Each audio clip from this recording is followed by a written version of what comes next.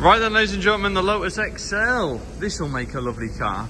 Just arrived for the next sale, and ticking over straight away there. Fires up straight off the key, no problem. Sounds quite sweet in actual fact. But yeah, tidy under there. Obviously, paintwork's all good, etc. We got some numbers there for you. There you go. But yeah, you could spend an hour or so just tidying up and cleaning a few bits and pieces under there. But all told, very presentable.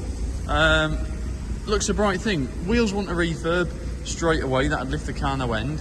And then, to be fair, it's more obviously being red, of course, and plastic. Paintwork's just faded a little bit. So the majority of it, certainly the front end so far from what I see, will polish up very nicely. Driver's door should. It's more just this bit of blistering on the roof there, look, which isn't a massive deal. She's just creeping onto this pillar though. I was going to say you can maybe get away with just doing the square on the roof, but you will wind up just floating it down these pillars. But yeah, there is a slight bit here and there, so it's a bit of a job to know where to stop. But yeah, so a little bit of paintwork required just to freshen it up, a big machine polish, get the wheels refurbed, and yeah, lift the car no end. So there you go, you better come down and have a closer look. Seats want a good scrub, they'll come up nicely. Carpets have just tinged a little bit, but maybe might come up with a wet vac, but you can soon order some carpets, can't you?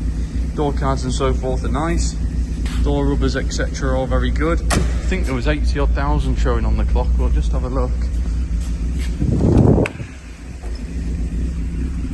What we got on there? Also, yeah, 76. Sorry, 76,320 showing on there. Look, but yeah, there you go. Look, got the makings of a lovely car. Good base to start on, anyway. That's for sure.